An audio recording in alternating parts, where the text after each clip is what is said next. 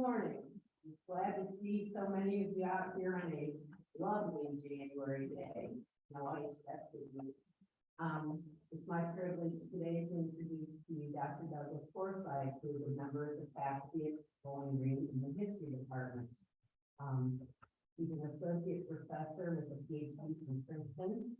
Dr. Forsyth is the author of The Crisis of Liberal Italy, Monetary and Financial Policy, 1913 to 1922. He's also the co-editor with Daniel Verdier of The Origins of National Financial Systems, Alexander Gershenson, Reconsidered. Has taught at Princeton and Massachusetts Institute of Technology. He's an affiliate of the Center for European Studies at Harvard University. He co-chairs the Italian Studies Group. Is currently working on a book-length project of the working title Transparency, the Institutionalization of Information Flows in the Economies of Britain, Germany, and the United States since 1870. It's my privilege this morning to welcome Dr. Forsyth.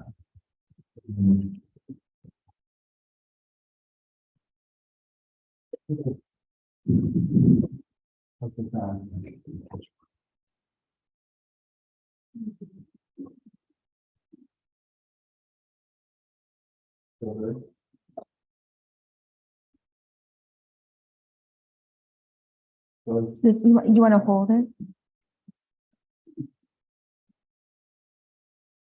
So thank you.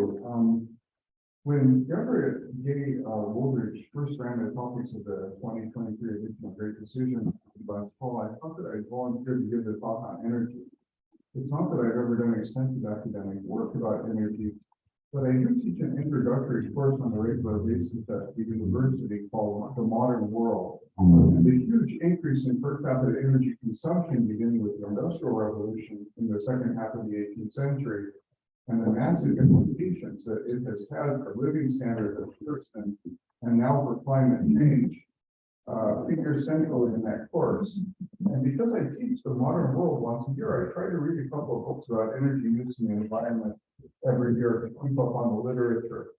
This past June, I read Daniel Yergin's The New Map, Energy, Climate, and a Clash of Nations, and Václav Smil's How the World Really Works, the Science Behind How We Got Here and Where We're Going. And the year before that, I read Bill Gates' How to Avoid a Climate Disaster and Elizabeth Colbert's Under a White Sky. And I figured that between these four books, I was most of the way to having a presentation for great petitions already. So over the Christmas holiday, I reviewed this material and I tried to read up a bit on how Russia's natural gas embargo of Europe and the war in Ukraine are affecting global energy supplies and markets. And I think I'm ready to give this talk. So what I'd like to do today is organize the talk on three levels. The first level concerns the Ukraine war and how the sanctions of the United States and its allies on Russia and Russia's withholding of gas from Europe are upending world energy markets. Then I'd like to discuss medium-term structural changes in the energy markets and their implications. And finally, I'd like to address climate change and the outlook for a worldwide carbon-neutral energy regime in the future. And I think that on each of these levels of analysis, I have some good news and some bad news. Now, typically when you tell jokes that alternate between good news and bad news, the good news comes first. This is the joke, but the logic of exposition I think would be better if we follow the pattern of the jokes. So let's begin with the good news. When the Russians invaded the Ukraine last February, they hoped to use Europe's dependence on Russian energy deliveries, particularly gas, to soften the reaction of the West and perhaps also to split the West's reaction to Russian aggression. They hoped in particular that the Germans would remain somewhat conciliatory. Russia was supplying the European Union with about 40% of its natural gas before the war began, and natural gas constituted about a quarter of Germany's energy supply. And Russia supplied 55% of Germany's gas consumption. So they kind of thought they had the Germans on a leash.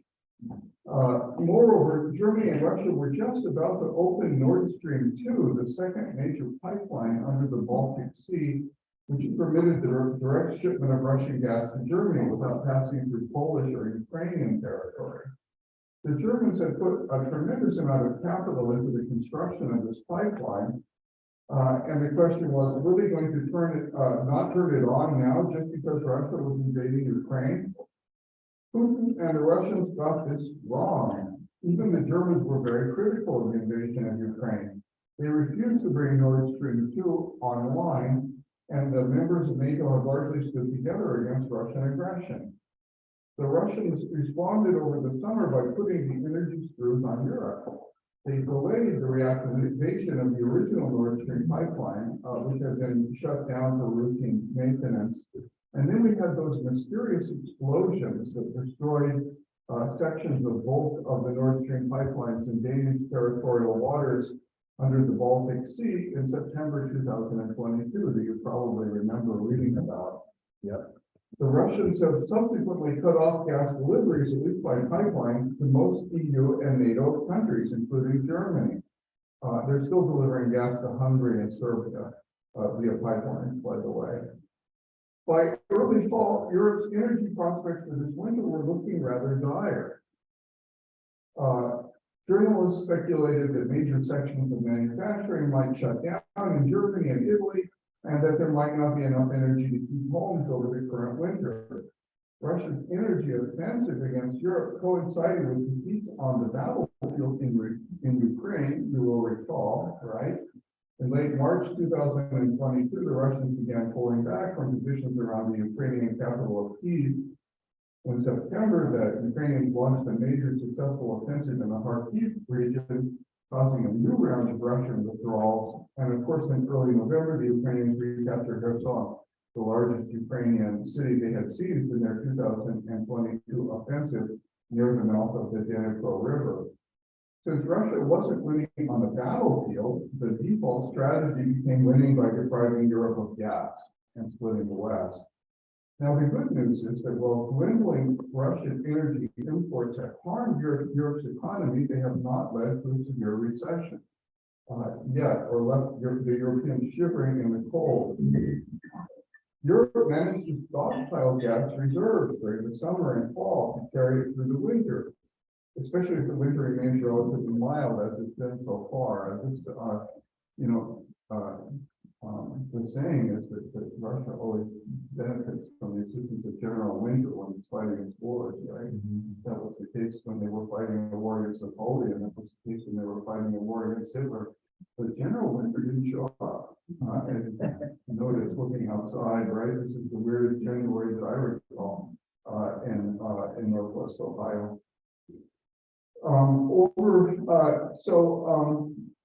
Some people, in fact, are saying that Putin has shot his natural resource squad and making more. As you know, the price of both oil and natural gas is falling on world markets right now, right? Which is the opposite of the intended. Europe may not be completely out of the woods yet. Over the next 2 to 3 years, it's going to have to scramble to make up for the collapse of Russian energy deliveries. But the Germans right now have 91% of their gas reserve capacity full. And it's the end of January when they typically don't have 91% of their reserves full. They've got enough gas now to last it into next winter, right? The EU is, of course, trying to ramp up the production of renewable energy, especially from wind and solar, and these efforts will trim Europe's gas requirements over time. The Europeans are also scrambling to expand their capacity to import liquid natural gas by building new terminals and expanding the capacity of existing terminals, Germany in particular.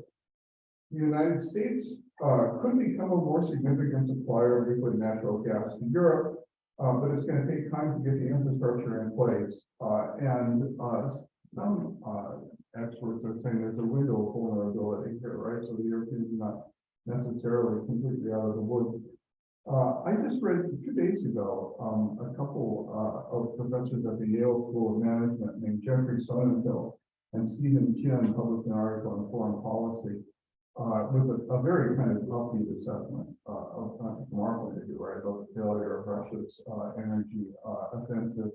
And they're pointing out that U.S. natural gas, liquid natural gas, exports to Europe are 2.5 times higher now than they were before the crisis began. So we really have stepped up our exports of natural gas to Europe, right? To step into the breach here. Well, let's look at the economic situation in reverse. The Biden administration tried to dissuade the Russians from invading Ukraine by threatening a comprehensive regime of economic sanctions. Over the short run, the sanctions the United States and its allies have imposed on Russia have probably shaved at least a couple of percentage points off of Russia's GDP, and they've probably led to supply chain problems in at least some industries, but they haven't brought Russia to its knees yet. There's a debate among energy experts about the medium term. The Spanish journalist Javier Blas raised a stir when he reported on 12th of December last year in Bloomberg and Business Insider that at a meeting organized by the Oxford Institute for Energy Studies the previous week, about 40% of those present predicted that Europe would go back to purchasing natural gas from Russia again once the Ukrainian crisis was resolved, while another 40% predicted they would not, and about 10% declined to take a position. Blas numbered himself among those who thought the Europeans would go back to buying Russian gas. I think Europeans will certainly buy Russian gas on the spot market if the international situation improves again. However, I tend to side with the experts who think the Ukrainian war has dealt a body blow to the current Russian economic model. Sustaining Russia's position as one of the 3 major fossil fuel producers in the world and as one of the 2 main exporters during the period in which the world transitioned to net zero carbon emissions would have required major Russian investments in the Russian energy sector.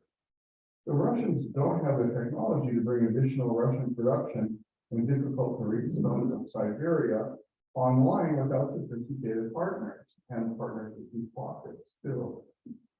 Maria Shadjina, a research fellow at the International Institute for Strategic Studies in London, describes lucidly the likelihood of this happening in an article titled Russia's Demise as an Energy Superpower in the August-September 2022 edition of Survival.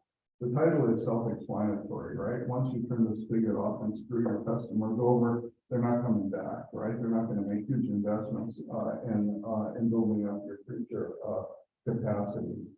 The Russians spent decades, beginning in the 1980s, trying to build a reputation for being a reliable energy supplier to Europe. Their reputation for reliability now lies in tatters.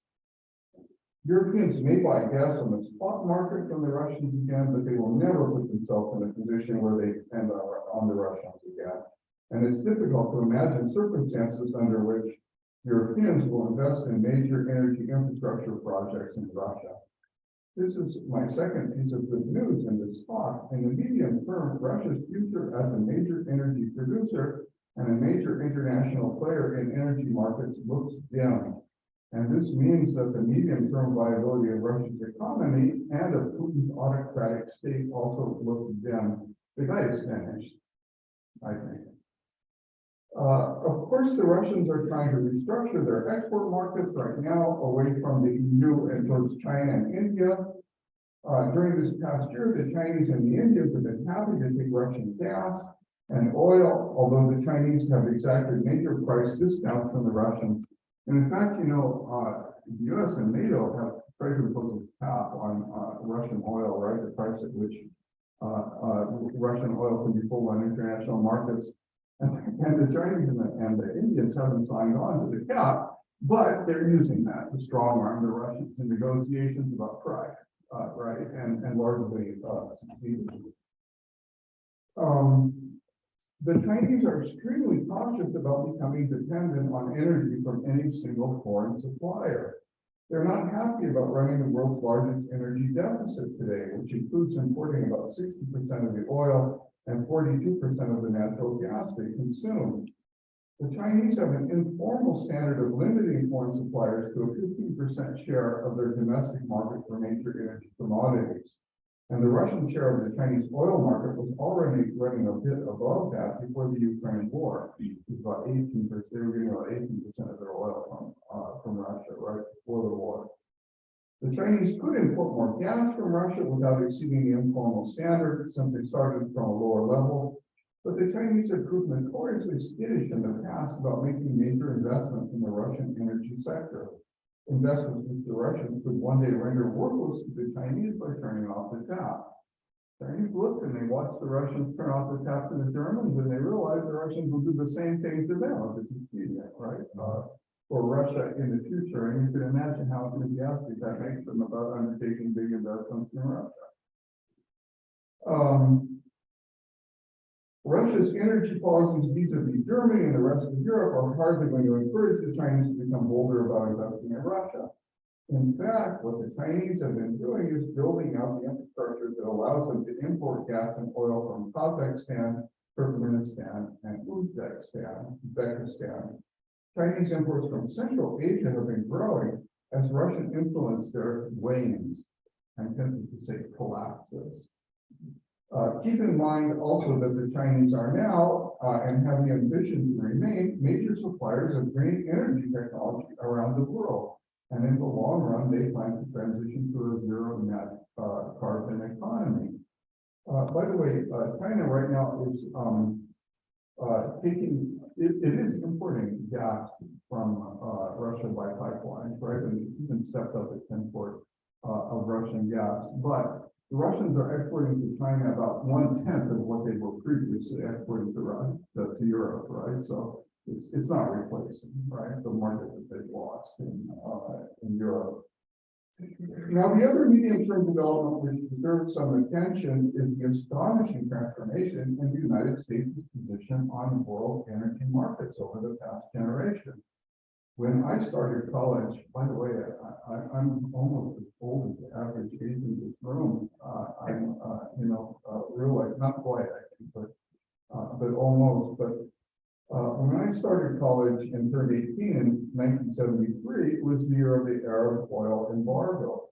And I spent most of the years of my adulthood living in a world in which the United States was the world's largest net energy importer, heavily dependent on its relationship with a handful of autocratic energy-producing states, with the center of gravity in world energy markets located in the Middle East, and in particular with Saudi Arabia as the most influential swing energy supplier, the only country in the world with the capacity to increase or reduce world supply appreciably. This all began to change in the early 2000s with the fracking revolution in natural gas production. The Texan entrepreneur George P. Mitchell figured out a viable chemical process to extract gas from very dense rock after decades of experimentation by about 1998. Parallel to his experiments, other energy companies worked out the technology of horizontal drilling, both for oil and for gas. Then the Marcellus Shale Formation was discovered, the parts of Ohio and West Virginia and Pennsylvania and New York, running all the way into Ontario, the second largest gas province in the world, possibly the largest, according to Daniel Yergin. In 2008, for the first time in recent memory, U.S. natural gas output rose instead of falling. More deposits of oil and gas accessible to fracking and horizontal drilling were identified. The Bakken under North Dakota, the Permian Basin in West Texas, which had been pumped out using conventional techniques decades earlier, but is now back in operation again, right, using these new techniques. The Utica Formation under the Marcellus Formation. By the outbreak of the COVID pandemic in 2020, the United States had become one of the world's three energy superpowers alongside Russia and Saudi Arabia. Relatively cheap energy, especially relatively cheap natural gas, stimulated the revival of manufacturing in the United States. Consider that the Wuhan Chemical Company of China invested $1.9 billion to build a chemical facility in St. James Parish in Louisiana because of the comparatively low energy costs in the USA. In other words, Chinese chemical companies are producing stuff in Louisiana because it's cheaper here than in China, right? And other foreign manufacturers follow. The United States has become the world's largest producer of fossil fuels in the last couple of years, right? And a net energy exporter. And we've been exporting liquefied natural gas since 2016. And again, we managed to to boost our exports to Europe by 2.5 times, right, during the current crisis. A non-trivial element, right, in the failure of Russia's attempted energy squeeze on the Europeans. So this is obviously very good news for this country. One reason we're able to stand up to the Russians over Ukraine is precisely because of our stronger position on world energy markets. Not only do we not face shortages in natural gas in this country, we're supplying liquefied natural gas to Europe, mitigating the shortages caused by the withdrawal of Russian supply. Moreover, domestic supply has enabled us to start cutting away at our carbon footprint, since the use of natural gas involves lower CO2 emissions than burning coal. It could hinder the final steps of the energy transition, of course, if we become too wedded to burning natural gas.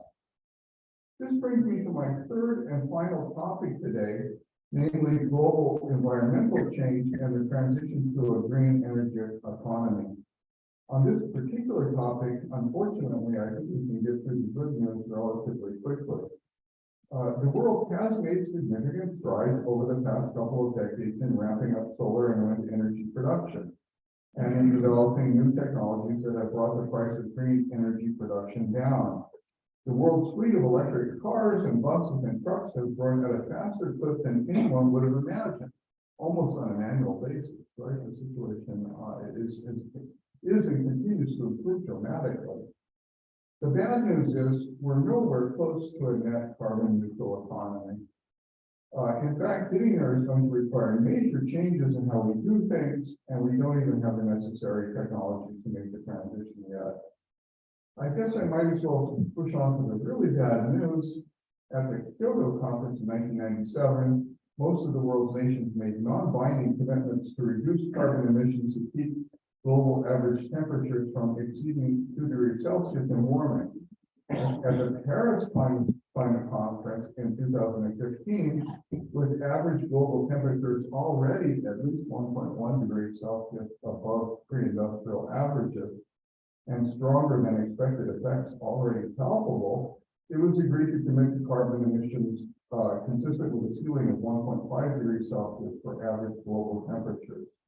Well, it's becoming increasingly clear that we're going to blow past both of those ceilings, right? Both the 1.5 degrees Celsius ceiling and the 2 degrees Celsius ceiling, despite the fact that the climate changes we're observing already are exceedingly alarming.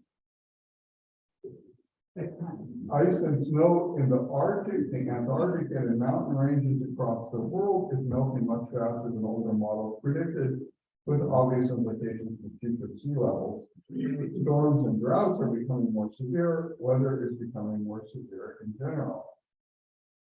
Here, the book I cite, I've got, Danielle has my bibliography up here. I sent you guys the wrong file with apologies. I sent you another file that I sometimes give on a Brazilian photographer named Sebastião Delgado. Anybody who read that must think that was crazy, right? I'm supposed to be giving a talk on energy, and you got this text about a Brazilian photographer. We'll get this right. I'll send. It was my mistake. We'll get the right file to you. But those 4 books at the top. Scroll back up. Yep. 4 books at the top on there. So, most of what I said about kind of the improvement in the U.S. Energy production is from the book by Jurgen. And now I'm going to talk about the environmental stuff here. The book I cite by Václav Smil is essential reading. I recommend reading it together with a book by Bill Gates, which has been heavily influenced by Smil. Now, this Smil is a Canadian engineer born in what is today the Czech Republic, and he expresses frustration with both the political right and the political left in the United States. On the right, climate denialism and a disinclination to engage in aggressive remedial action to cut carbon emissions still flourish, and given the dramatic pace and dangerous consequences of climate change, this is obviously highly destructive. But Smil feels that on the left, there often exists an alarming lack of seriousness about how difficult the transition to a net carbon zero economy is really going to be. There's the Green New Deal, for example, which is advocated by climate activists around the world. A version of it tailored to U.S. public policy making was submitted as a bill to the House of Representatives in 2019 by Alexandria Ocasio-Cortez, of New York and Ed Markey of Massachusetts. The objective is to finance changes in public policy that will result in achieving carbon neutrality by 2050. Schmidl's objection is, what are the technologies the proponents propose to introduce that will enable them to accomplish their objectives? If the technologies don't presently exist, and if the technical challenges facing us are immense and intractable, the legislation is aspirational rather than practical. And it might actually be harmful politically since it deceives the public about the ease with which the transition can be accomplished. Schmiel notes that in the public mind, the problem with energy transition is frequently reducing and ending the use of fossil fuels for transportation and replacing them with renewables. This is a difficult undertaking in itself, but it's just the beginning of what will be required to reach carbon neutrality. Replacing the internal combustion engine with electric engines in passenger cars is not going to solve our energy problem. First of all, auto transportation accounts for only a fraction of our total global energy budget. And now, Daniel, could you look at the other file? I've got a graph that sets out our it's the other file. Yeah, that one. Let's see if we can center that and reduce it to a size where it can be on the screen.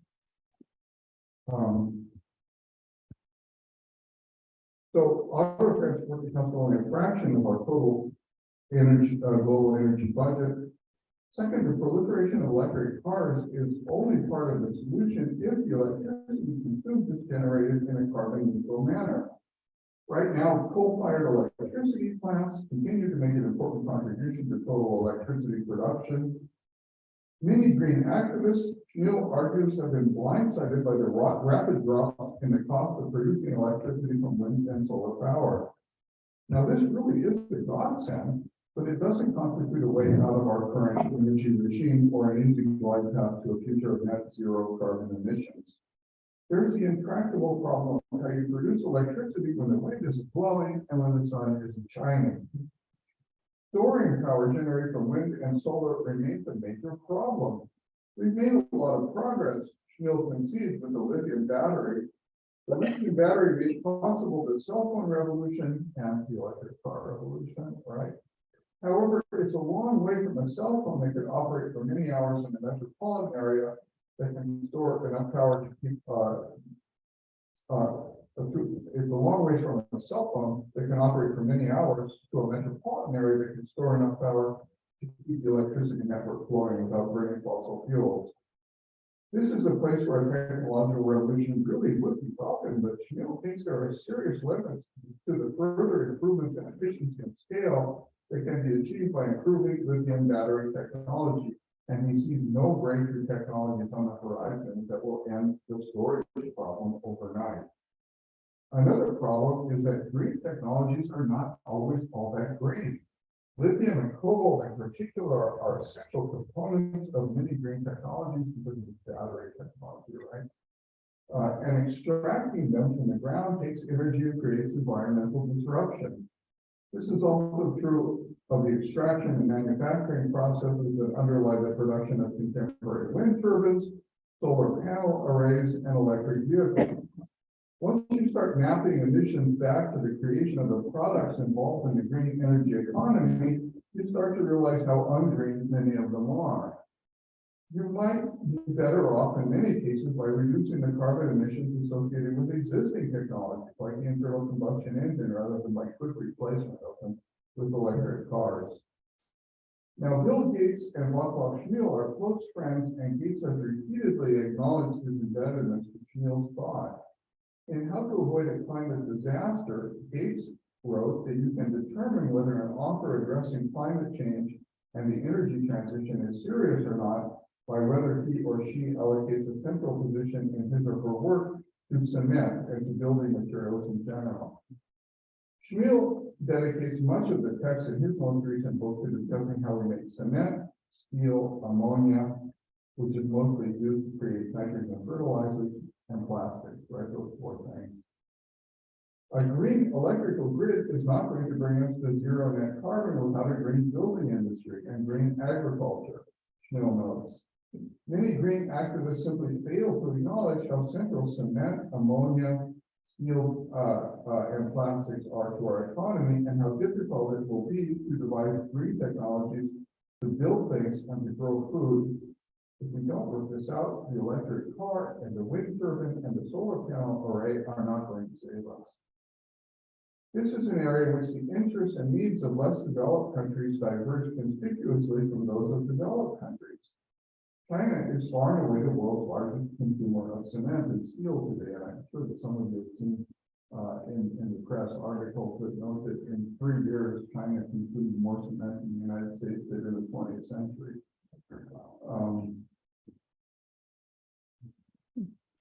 Developed countries with stable populations can make do with much of their existing building stock and basic transportation infrastructure. But developing countries still need to provide adequate housing for much of their growing population, and they need to build out transportation infrastructure that don't yet exist.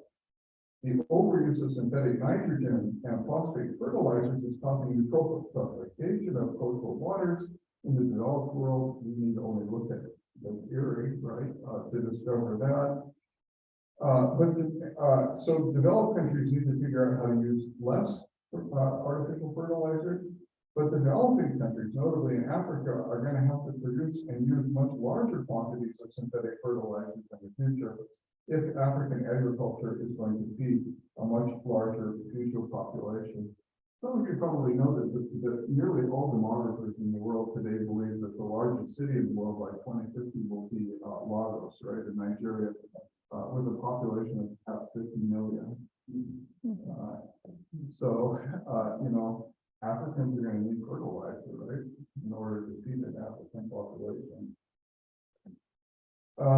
Schmiel envisages no future in which fertilizer is produced without releasing carbon into the atmosphere. There are no green technologies on the shelf to build highways or factories or apartment buildings. All this raises the question of how Schmiel and how we ought to envisage the future. He says he's not into forecasting on a level as complex as future world energy regimes or future climates can't be done accurately. If you have any doubts about this, he adds, just look at how long past attempts at energy forecasting have been. You'll hear presentations this semester by political scientists and perhaps by economists, I'm not sure. And they have, they're encouraged professionally to engage in forecasting, right? And as part of the job description. Historians typically have a lively sense of the limitations associated with predicting the future, and I'm glad that I can send up here today and disclaim any effort to do that. However, I can't help but express a sense of serious alarm here. I think that humanity, if given enough time, could figure out how to transition to a carbon neutral world. I'm not sure we have enough time.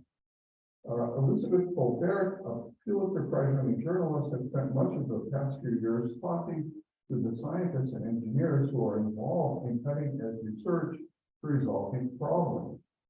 She reports that while they are almost universally highly engaged and highly motivated, they are also mostly convinced that the best we can hope for is that their efforts will stave off complete disaster. Few of them believe that the warmer climate and transformed world that awaits us will be more benign than the world in which we grew up. Colbert thinks that the technologies that are often described as last resorts, like geoengineering, including the spraying of particles in the stratosphere to reflect more sunlight striking the upper atmosphere back into outer space, are almost certainly going to prove necessary and much sooner than we imagine. I'm 67 years old, and Colbert is right.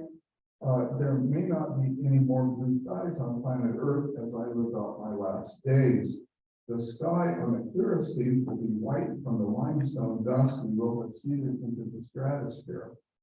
Colbert suspects that we're overshooting our carbon emission targets so drastically that we're going to have to figure out how to suck carbon out of the atmosphere again.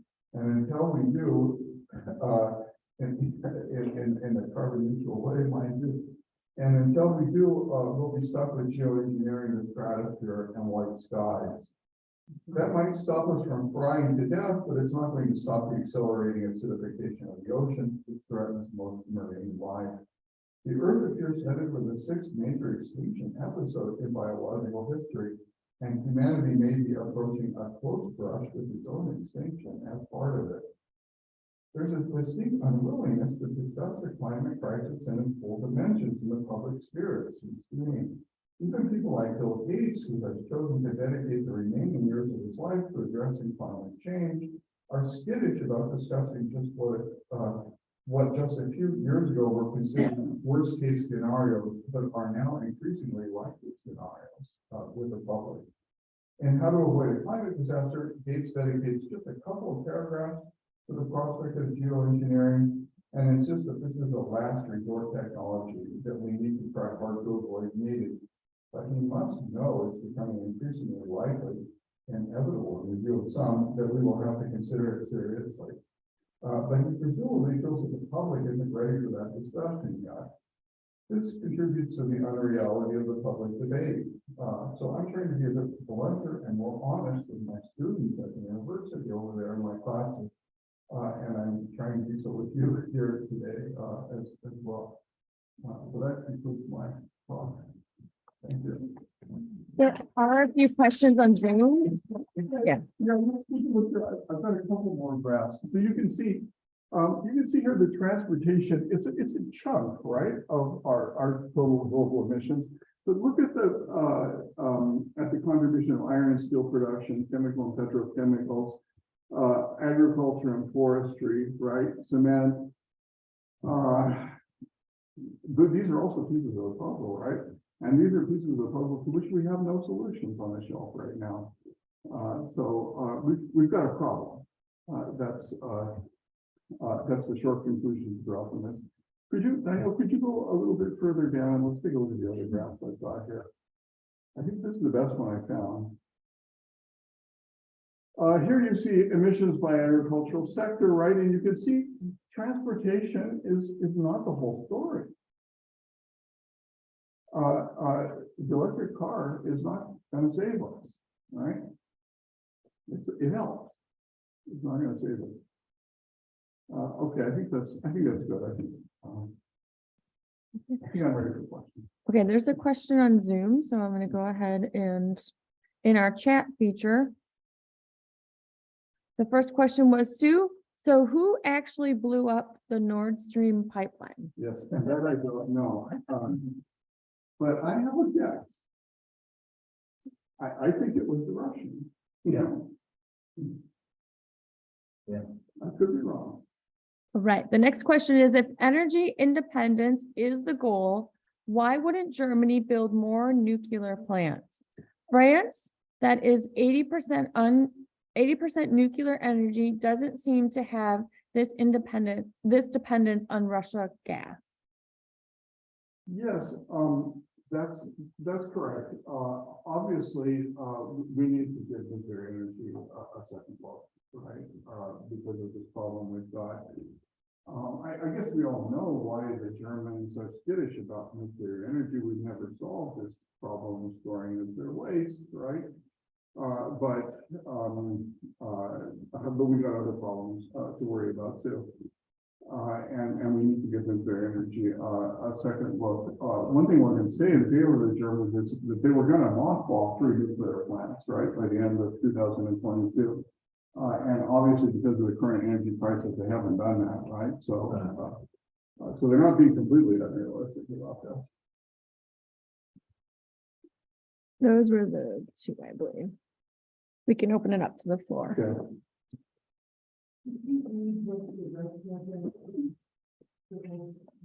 So yeah, here we've got, this is buildings, agriculture and forestry, transportation, industry, electricity and heat production. I think we can make this available too. Yes. Right? You mentioned space, that they're cleaning our environment, pumping it into space. What about the reverse, the opportunity of creating energy in space and putting it into reverse? So the question is about creating energy in space and taking it to Earth. I know nothing about that. Like solar energy, solar plant in space, and we can't take up for solar plant. Comes back to Earth in the form of microwave energy.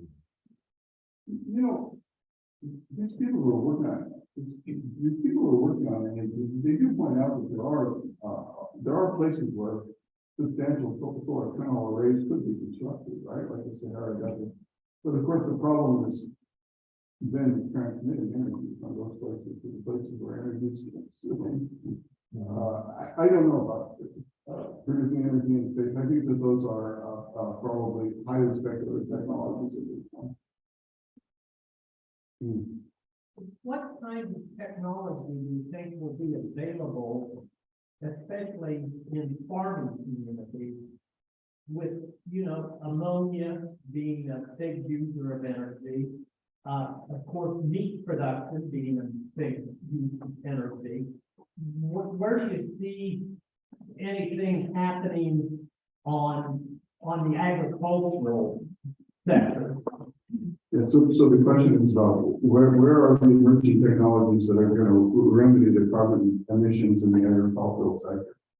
And frankly, I have to say, I don't know, right? And what's alarming to me is that I read Bob Schmiel and people who know more about this than me, and they don't see it either. That's the alarming thing. I mean, obviously, artificial fertilizers, ammonia and nitrates, have done enormous benefits for us here on planet Earth, right? We couldn't possibly have a population of 8 billion people on this planet without the use of those fertilizers. We can see the negative consequences of using them, including in carbon emissions. But figuring out how to replace them is this is something to which there are no easy answers.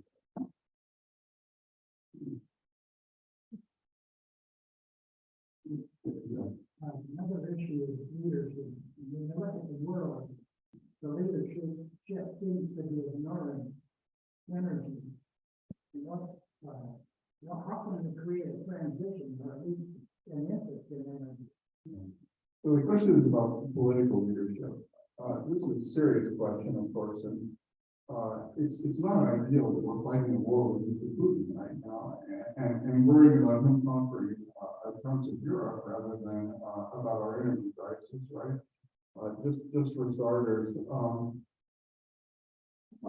Yeah, I mean, I have to agree with you. I have seen some people arguing that people are worried about the U.S.-Chinese relationship too, which of course, going forward, going to be the most important international political relationship since the United States and China are the largest economies in the world, right?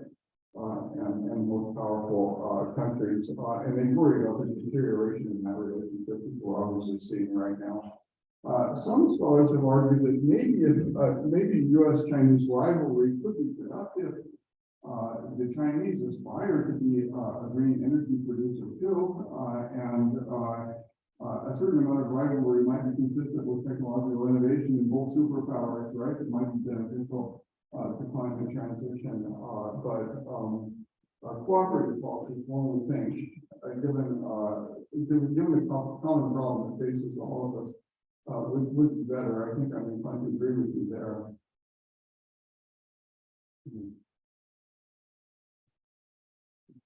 Other questions? There's been a lot of controversy about fracking. And I'm wondering if it really is a good idea. So this question about fracking, is it a great idea? Fracking certainly has costs, doesn't it? I've seen articles about contamination of water supplies in parts of Pennsylvania, right? We know about earthquakes in Oklahoma and in the Permian Basin in Texas. I can certainly understand why the state of New York has decided to ban fracking, right? I spend a lot of my wife teaches at Brown University, and I spend a lot of time driving back and forth between Ohio and New England. And in the Finger Lakes, they're trying to develop a wine industry, they're trying to develop tourism. And they're kind of concluded that the last thing they need to do is wreck their water supply, right? By fracking in order to get at that natural gas, right, which lies underneath the region. I have to say, I'm certainly glad that the United States has become a major energy producer today. I mean, it might have been a cost that some people in Oklahoma had the foundation of their house wrecked by earthquakes. And some people in Pennsylvania had their water supplies contaminated. But it has put us in a position to stand up to Putin, for example, right, in this current standoff over the Ukraine. And by the way, to stand up to the Saudis, right? I don't know if everybody knows this, but President Biden basically turned off the spigot of military know-how going to the Saudis in response to them jacking up the price of oil, cutting the supply of oil last fall. The reason we can do that to the Saudis is because of the threat. You know? So they're a trade-off. Which is generally higher and which is generally lower, natural gas or aquifers?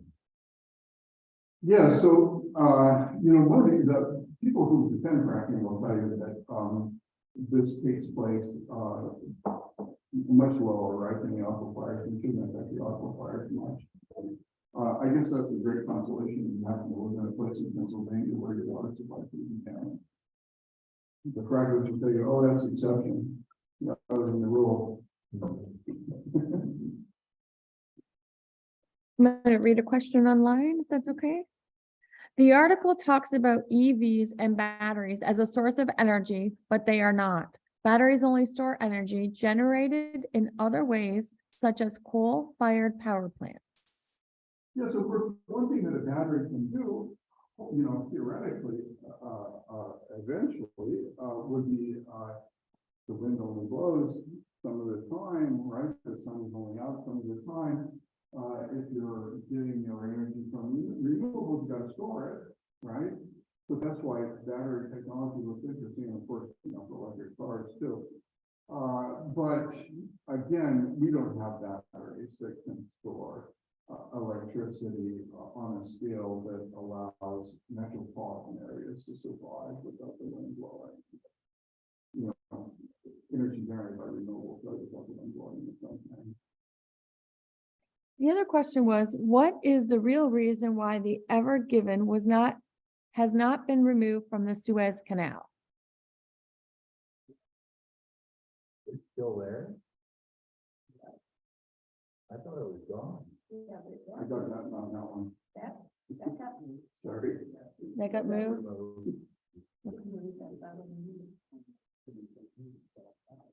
It's part of the issue trying to get enough data together, like, a lot of industries have made green commitments to be by 2030 carbon neutral.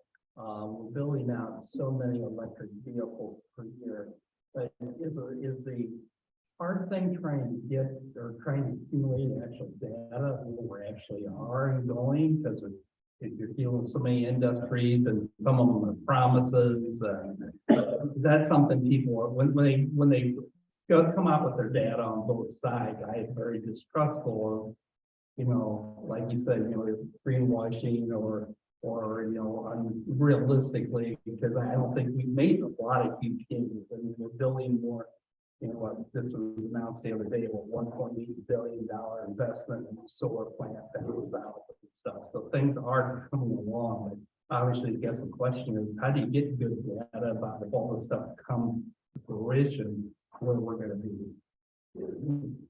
So the question is about how do you get good data about how the progress we're actually making, and I can't claim any knowledge about that. I mean, there is a problem, right? Part of the problem is figuring out how much carbon you're emitting in order to construct green technologies, right?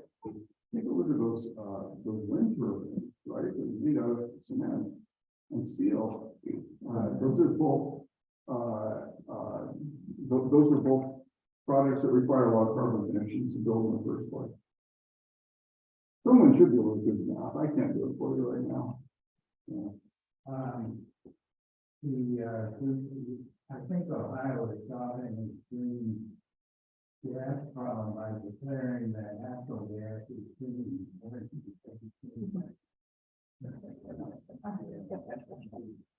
Well, I guess you can. Can you- The comment is that Ohio is declaring it solved its energy problems by declaring that natural gas is green. It's greener than coal, right? An argument can be made. I think just declaring something doesn't solve it, right? I don't know. Declaring something solved is not going to cause the temperature outside the energy. I just have some thoughts as the gentleman over here was talking about our politicians and leaders.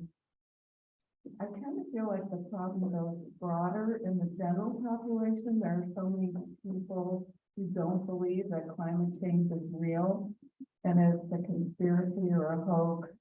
And you have so many politicians that play to a base and don't want to, for instance, like Greta Thunberg comes to mind, you know, how she's been treated, and so on. How do you change people's viewpoints and really understand it is a problem? Yeah, so the question is, does the general public have good information? Yeah, I think, what I tried to set out in the talk today, and we're relying heavily on Marco Schmidt, right, is he says, look, there are problems on both sides, right? I mean, there's the climate change deniers, and they're, obviously misleading us. But some of the advocates of green technologies are also misleading us in the sense that they're not being upfront about how damn hard this is, right? They suggest that if only Exxon would behave itself, that we could have a green transition, right? With relatively little cost of payment. It's just not true, right? You start looking at all of the things that we've got to change. It's a simple question, but I like to know the answer. Okay, in the article, it talks about Greta Thunberg, the young, everybody, probably heard of the young activist. Okay, it talks about, she appeared at Davos, DAVOS. Where is that? Oh, it's in Switzerland. There's an annual conference as well. This talks about China importing a lot of its energy needs. Does China have the ability to produce oil or natural gas? Is there some production there? The question is, does China producing oil and natural gas domestically? Yes, it does. And they also have a huge coal industry too, right? But they consume much more than they produce. And the Chinese are very aware of their own energy vulnerability. One of the things that bothers the Chinese is that they import their energy by ship, right? And the United States Navy controls the world shipping lanes, right? And so they can imagine a world that you can cut off from energy supplies, right? And they're not happy about that at all. They would certainly like to have greater energy self-sufficiency. And it's a tough road for them to hoe, right? It's hard to see how China is going to could ever become energy self-sufficient. But one thing they want to do is not depend on any single shipping or any single source or path for too much of their energy, right? They want to diversify as much as possible, which is why they're building up the relationships with these Central Asian republics. And they don't mind importing some energy from China, from Russia, but they don't want to become dependent on Russia as well. So India has recently surpassed China in population, and they're now the biggest, the most populous nation in the world, and they're still getting their oil and natural gas from Russia.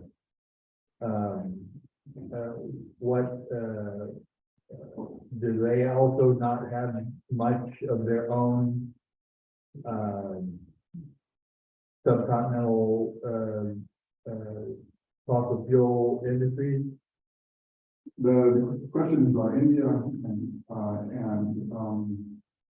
India is becoming the most populous nation in the world. I don't know if it's past China yet, but it's going to get within a year or so. 2 weeks ago. 2 weeks ago, okay. also, giant Uzbekistan has the population of not, right? Yeah. Like Because of the one-child policy. Yeah. So India also has large coal deposits, right? It's a major coal producer. As you know, this is a problem, right? They import a lot of energy from abroad too. Cleaner industry or energy from abroad. They have emerged as a major importer of Russian oil. In the last year, there are limits on how much oil the Indians can take off of Russian hands too, because of the supply chain and delivery issues, right? And also the Russians, in order for Russia to export natural gas to India, they have to use liquefied natural gas. Obviously, pipeline network connecting India with Russia. And the Russians would need to build out dramatically, right? Their liquid natural gas shipping capacity to do that. I don't know exactly what India's, I should claim ignorance here. I don't know exactly what their energy bill looks like, but they are, major, they're the fifth largest economy in the world right now, and they are a major energy importer too. Some experts have contended that as Russia does not produce the oil because of the embargo, whatever you want to call it, from the from the result of the Ukrainian war, that their technology to idle those wells and then bring them back up to production because of the climate that they're in, and very suspect.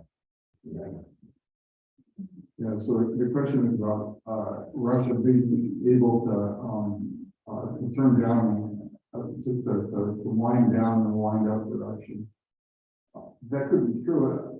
Another problem, of course, that we're seeing in Russia with respect to carbon emissions is that as the permafrost melts there and about methane is, coming out of the ground, which could, nobody knows exactly what's going to happen with methane emissions as the permafrost melts around the world. This could cause complications. This is something people worry about, right? As a possible cause of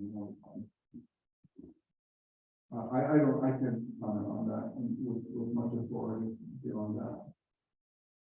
Talking about climate change, how do we change people's minds?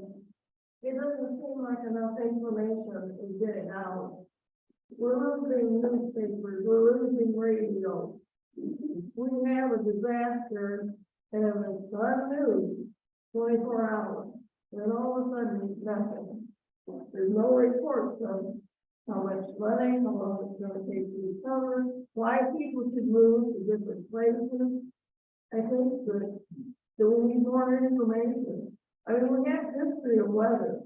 The pattern is there. And the storms have increased from what has been going on for 100 years. It's just that all these changes are making it worse, and it's moving it. And there's just not enough information getting out to people who try to open their eyes to see what's going on. Yeah, so the question is about, there's not enough information reaching the general public. I think to agree, and I crafted the whole section of that presentation, arguing that people don't seem to realize, right? How serious this is. By the way, that reminds me of one thing. Can we scroll down to that? There's one final chart here that I forgot I had on here, but that jogged my memory. So these are carbon dioxide emissions, or these are carbon dioxide levels in the upper atmosphere over the last 800,000 years, right? And 800,000 years, this is about as long as you can measure this stuff, right? Using an ice core, right? Get it past the atmosphere.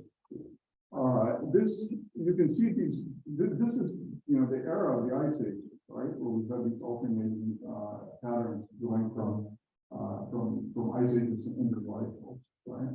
As they're called. And you can see, do you see where our carbon emissions are today compared to the last 800,000 years? I tell my undergraduates when I show them this graph, whoops, I tell them this is the scariest graph I'm going to show you all semester, right? And now let's just scroll down a little bit farther, because I thought an interesting elaboration on this data.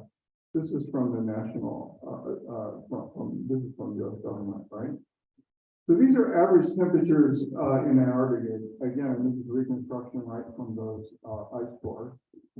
And you can see how they map with the CO2 levels, right? Temperatures tend to rise when the CO2 levels in the upper atmosphere are higher, right? So they map fairly closely. Now look at that red line at the end where we are today with the CO2 emissions. What does that look like to you? Now let's scroll down. There's one more chart. This is global average temperatures, which is almost identical to what I just showed you from the Antarctic temperatures, right?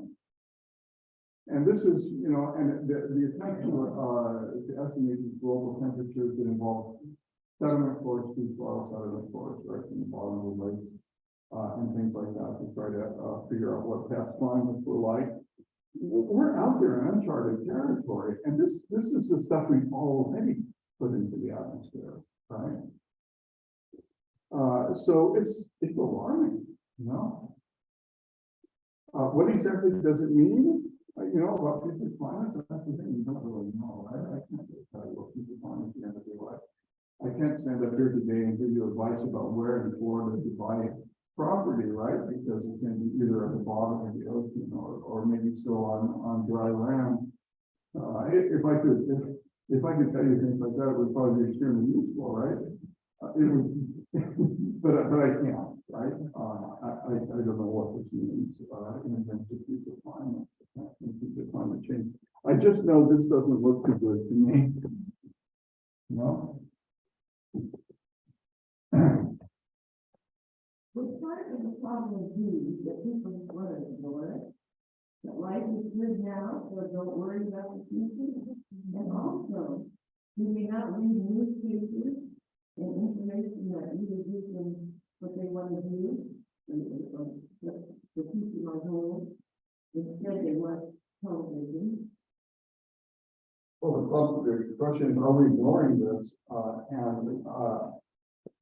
I don't think we're dedicating the attention to this problem that it actually merits, right? Yeah. It's hard. You know, psychologists have told us that the human brain is not very well equipped to deal with these kind of medium and long-term effects, right? People can worry about an immediate threat. If somebody armed broke into here and was flailing a gun around, you know, we might be able to react to that. Hopefully we will, right? But you know, people already have a hard time planning for retirement, right? Much less worrying about a problem like climate change. And some people believe that the Earth isn't going to be around very much longer because the rapture is going to occur and everything will be okay. So we don't need to worry about the future. Yes, that's true. And I have nothing to say about the rapture. This is very frightening for us, but I think it's particularly frightening to the young. Because political science studies how younger the family is using, how their political affiliation is affected by climate change. Question is about sort of age generations and concern about climate change. And I think, you know, your point is that this is more of an issue for younger people. I think that's totally right, and I think they are more concerned. I think my students are more concerned. And it's not for nothing that Greta Thunberg has emerged as a major voice, right, on these issues too. But do they seem to be identifying with the candidates who take climate change seriously? I don't think so. If you look at how different age groups here in the United States vote, there are clear differences, right? People who are under the age of 30s, do not vote the same way as people who are over the age of 65 on average. The problem, of course, is that people under the age of 30 vote less frequently than people over the age of 65 too. Although I think the voting rates are going up, right?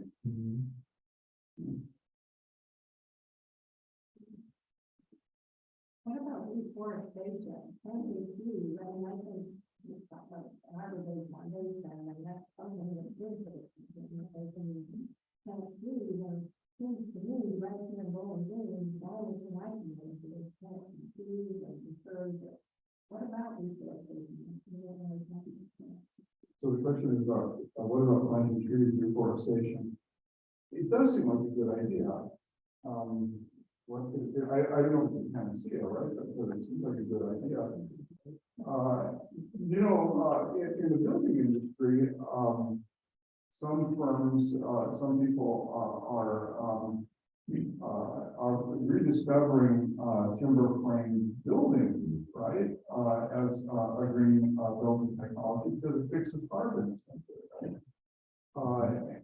And this is clearly something that should be promoted, right? People are promoting it.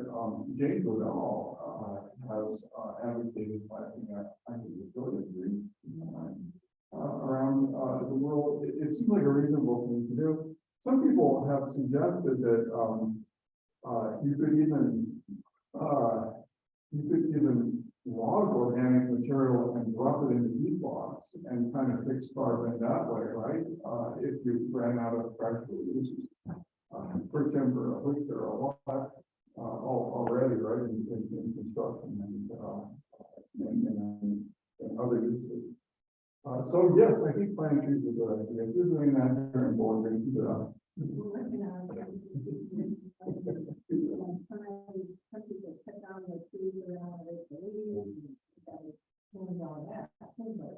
We can do, and I think they're really interested in that. I mean, they really are. Trees in a city like Bowling Green are also they keep average temperatures down in the summer. They reduce the need for air conditioning on hot days. There are a lot of good things about trees. There's something we can do, we don't do that, the spirituality of it, I mean, I think that would be helpful. Do you think personally that is part of the problem, though? There's so many pieces to the puzzle. I mean, I've been reading about, peat bogs and all that stuff lately. Like she was talking about trees, and then you're talking about transportation, that it's such a huge problem, and that frankly just overwhelms people. So the complexity of the problem, the question is the complexity of the problem, part of the problem, and I think that's absolutely true. In fact, let me tell you a story. When I finished my PhD, so I did my PhD at Princeton, right? And I went to MIT as an assistant professor with my first, sort of serious job. And this was in the fall of 1988. And you might remember that we had a really hot summer in 1988, and there was some Senate hearings on climate change, and they brought James Hansen, this government scientist from the Institute on Atmosphere and Oceanic, whatever it's called, right? NOAA, yeah, from NOAA. What does NOAA stand for? National Oceanographic and Atmospheric Administration. The National Oceanographic and Atmospheric Administration. Yeah, so they brought Jim Hansen to testify, and Hansen famously told the gathered senators there, global climate change, look out the window, it's happening right now, right? The signal is emerging, given it's such a hot summer, right? So at MIT, when I got to that fall, we formed an interdisciplinary group of faculty members to talk about global environmental change and what we could do. And I remember one of the early meetings, one of the people who showed up was Ken Oy, who had just come from Princeton too. I think he'd been an assistant professor at Princeton before he came to MIT in political science. And I remember Ken Oy telling us, he says, this is a problem from hell. Because it's so damn complex, right? There are so many different contributing factors to the changing chemical composition of the atmosphere, that trying to work something out is really hard. And he walked us through, he said, look at the ozone problem, right, which had been solved by this Montreal Protocol a few years before. And he said, this looks simple. And we put together an international treaty, and we reduced the production of these chemicals that were destroying ozone, right, in the upper atmosphere. But he said, doing the same thing, with CO2 is just, it's, you know, it's like more than 1,000 times more complicated, right, than solving the ozone thing. And so we've always known this, right, the complexity, was working against us, and all of the different issues, interests, and activities that were involved. But yes, humanity has never been confronted with a problem that's complex before. And so we shouldn't be all that surprised that we're having a hard time dealing with it. Next, the tree suggestion. Just looking at that chart, I'm guessing if you go to the left, there was a heck of a lot more forest on the planet. Even 300 years ago, this was all swamp and trees. And you look at South America, Brazil, it's all one big gigantic jungle. So is most of South America. There's a lot more green stuff growing. Europe is a gigantic forest. You know, the Romans were afraid to go up into Germany because it was too many forests there. So part of the problem might be as simple as you cut down too many damn trees. You know, trees save us from carbon dioxide. They really do. Yeah, so the question is about, trees actually, are, a crucial, figure in this carbon budget, right? You're totally right about this. There's only so much carbon on planet Earth and in the atmosphere. And when the carbon is not in the atmosphere, it's got to be somewhere else. And one place it is, frankly, is trees, right? If you look at past climates, that's exactly, right. And of course, we have seen, the largest process of deforestation. We have seen a tremendous process of deforestation really since the invention of agriculture, right? Going back 11,000 years. And especially with the, huge acceleration of modern population growth, right? We've been clearing land for agriculture, we've been clearing land for building, and so forth. So, yeah, there's no question that that's part of the issue. And there's no question we can sequester carbon by planting trees, right? By trees growing. Just a question. So food for thought. Some countries now are switching, like McDonald's chain in Canada, are switching from plastics to wooden utensils. So now you're cutting down trees to help one problem. You know what I mean? You're changing one problem to another. Yeah, the thing about, Yeah, but how long does it take to grow them? the thing about wood, right, using wood, if you're using wood as something that's relatively permanent, you're sequestering carbon, right? If you're building single-family buildings, for instance, right? If you're using wood in some disposable form, I don't know if you're sequestering carbon. If you're burning firewood, you're obviously releasing carbon, right? So, This is, I don't know, this is kind of, it's alarming, but I want to say shame on us for not taking it more seriously. Because when I was teaching high school in late 70s, 80s, and we had all the crisis going on with energy, the students I was working with, we were getting out articles in the newspaper all the time, putting stuff on limited cable. People were reading it, but people didn't change. You know, maybe, I think the change is we do have recycling centers now, but we're still, getting in our cars, driving in and out of our house more than one time a day or something like that. It's just really sad that we as a human population we talk about it, but we've been talking about it for a long time. And are we taking it seriously? And is it too late?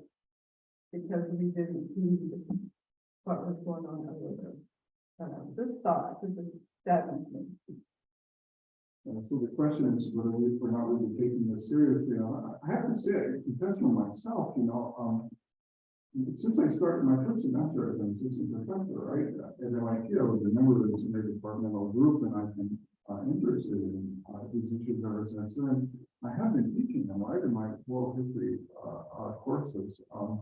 This is part of what I teach, right, every year, but I never published anything, about environmental change. It hasn't been part of my research program. I've never had the feeling that anything I've done has actually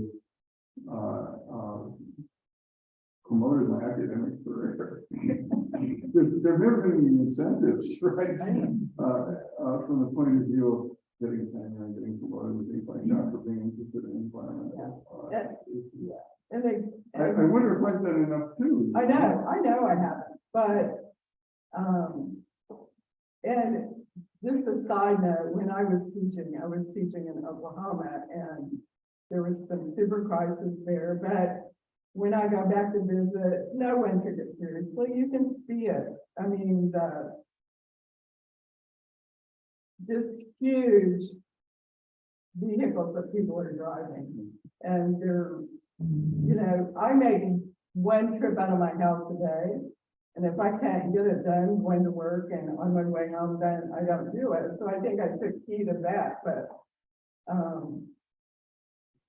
I just find it sad that we haven't taken it as seriously as we should have, and this has been going on for most of our lives, or at least 3/4 of our lives. Yes, you know, I think even if we had taken this seriously, we'd still be confronting Right. difficult and intractable problems, right?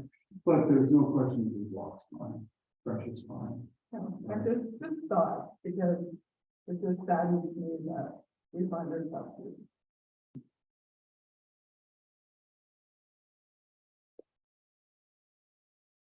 Any other questions or comments?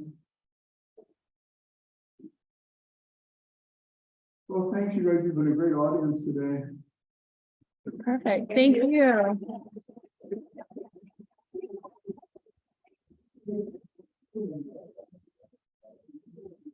And we'll send you the real bibliography.